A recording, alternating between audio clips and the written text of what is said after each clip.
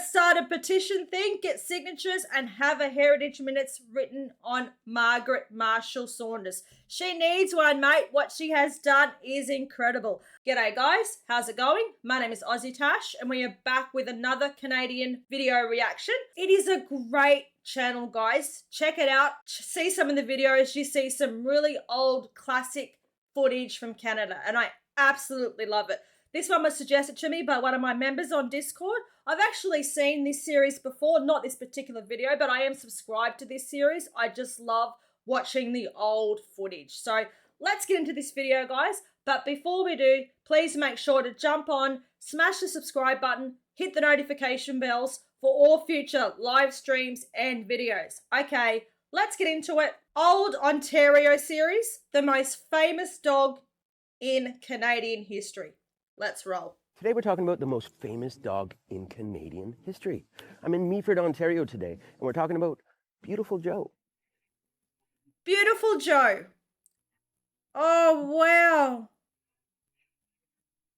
wow. The role animals play in Western society, especially North American, this past century, has been an evolving one. The lives of our pets are different than even a decade ago. Grooming, dog walkers, organic food, training, and of course, the funny outfits.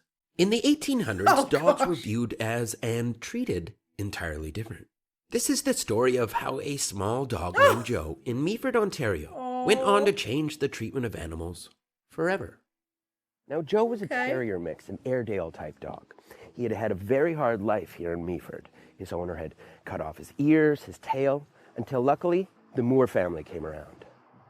The abused dog, sadly, shared a similar situation to many at the time. Abuse, neglect, abandonment, and poor health. Thankfully, in 1890, the cycle of abuse for Joe was ended, I don't like that. when the Moore family stepped in to take him in, rehab him, and give him the life they believed all dogs deserve. Oh. All right, let's just pause it for a second. Don't you just love Beautiful Joe? And just think about it. Don't we spoil our dogs? Oh my gosh. There was a little dog all dressed up then, and that made me think of Winter and Mocha. They're just two dogs from our Discord members, Kathy and Eve. They just love dressing up their dogs. I don't dress up my dogs because they're too big. I reckon I'd have to buy human clothes to dress them up in, and they're warm enough with their coats and everything. But yeah, we just spoil our dogs. And what happened to this dog?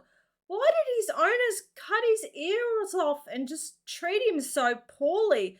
But when you think about it, you know, dogs weren't used as, they were pets, but they had a job to do back then. You've seen them like working hard on sleds, and, you know, they were used, you know, for labor, you know, to work. They were really used to work. Now more so, dogs are just, you know, the pets that we have at home that steal our bed of a night time and slobber all over us and hassle us for walks. Mate, a dog walker. Wouldn't that be a cool job to do, a dog walker? Do you see many dog walkers in Canada? You don't really see a lot where we are in Australia, because you love taking your pets for a walk. Maybe in the city, like, you know, Brisbane City, Melbourne City, you might see, you know, dog walkers walking around. I don't even know if you're allowed to have pets in, like walk your dogs, unless they're, you know, service dogs in parts of the city. Who knows? I know Bunnings, which is similar to your Canadian Tire sort of, you're allowed to have your dogs in. Any dog, as long as they're on a leash, you're allowed to have your dogs in there. And that's really, really cool. Moore family had a guest in the early 1890s, Margaret Marshall Saunders. She came here to Meaford and saw both the beauty of saving him and helping him and the beauty of Joe himself.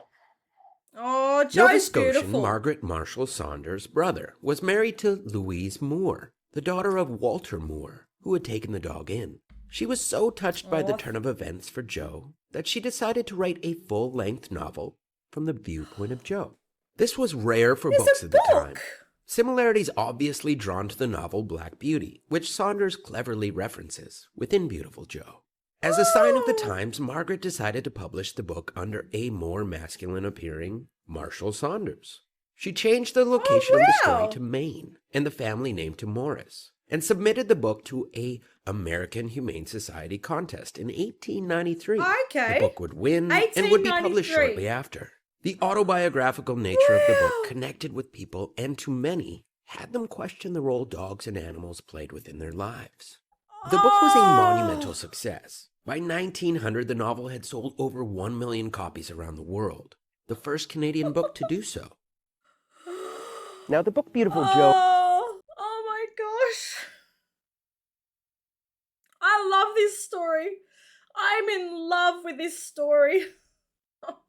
Who has read Beautiful Joe?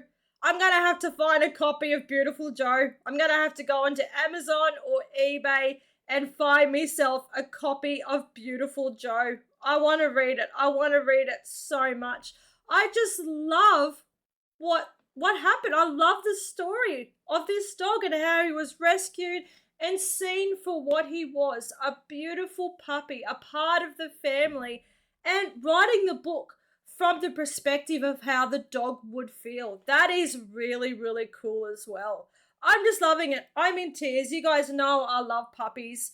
So, yeah, this is really, really cool. In school, maybe. Did you guys get Beautiful Joe read to? You know how you do your school reading and your teacher reads you a book? It looks like there was quite a few, or was it published with different covers? But so she sent it to an American publishing company, won the contest, and then there you go. 1 million copies in the 1800s. That's crazy when you think about it, because that has to be individually published and transported. Like, that's crazy, man. Transported through Canada, through America in the 1800s. Absolutely insane to think about. It's not like you could just go onto Auto Books and, just download it and click, you've got it straight away. Mate, how times have changed, hey? Was a phenomenon. It became one of the best-selling Canadian books of all time. By the 1930s, Absolutely. it had sold over 7 million copies around the world. 7 million! The story of Beautiful Joe was very much moving the needle on the animal rights movements around the Western world. Not only was it one of the highest-selling novels around the world, it was resulting in tangible funding, awareness, and advocacy for animals. The book, since publication, has been translated into over a dozen languages, used in everything from elementary schools to universities, still to this day. The author, Margaret Saunders, was a trailblazer in many regards. Her advocacy for animals was matched with her fervor and work for women's issues. Not only was she one of the best-selling Canadian authors of all time, but someone, along with a pup from a small Ontario town, that would alter the treatment of animals in the Western world, hopefully, forever. Is there a Heritage Minutes on Marshall Saunders? Margaret Marshall Saunders? There has to be. If there's not, you guys are making new Heritage Minutes. Let's start a thing. Let's start a petition thing, get signatures, and have a Heritage Minutes written on Margaret Marshall Saunders. She needs one, mate. What she has done is incredible. Let's think about this book. Who has an old, a copy from the 1800s? Oh my gosh, I love old books, man. That would be so cool. Mate, anyone in Canada, go to the library. Find a copy of this book and read it. Read a book. I love reading a book. Not on Auto Books, no. If I want to read a book, it is a hard copy book, mate. Just like we did back in the day, when the dinosaurs were around, as Braith would say. But yeah, I'm just loving this story. Absolutely loving it. My heart is just so happy. And she's not only done things for animal cruelty and, animal awareness, she's went on and she's done more things. And that is really, really cool. Margaret Marshall Saunders. Mate, I've only got about 29 Heritage Minutes to cover. And I'm pretty sure her name is not in the 29. So, guys, mate, they're making a new one every couple of months. Let's make it happen. She needs her Heritage Minutes episode. All right, I'm loving this. This is fantastic. Let's finish it up, guys. It's just incredible. And that is how a small terrier named Joe in Meaford, Ontario, went on to become the most influential dog of all time. Yeah. Oh, there we go.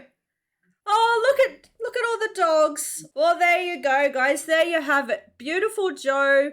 Beautiful Joe's Paradise, Beautiful Joe. There might be a few different books about Beautiful Joe, or there just might be different covers where it was published all over the world. But yeah, mate, I'm so excited to find a copy of this, eh? I'll be able to buy, I might even jump onto Amazon and try and find a paper copy of my own, and we can read Beautiful Joe together. How about that? How about reading with AussieTash? Beautiful Joe. We could all sit down, have a coffee together, and Tash will read Beautiful Joe. I will definitely need to have my reading glasses on to read it, and a Joby. I can already feel a Joby in his head going, no, Tash, you cannot read. Even with your glasses, it's going to be a terrible edit.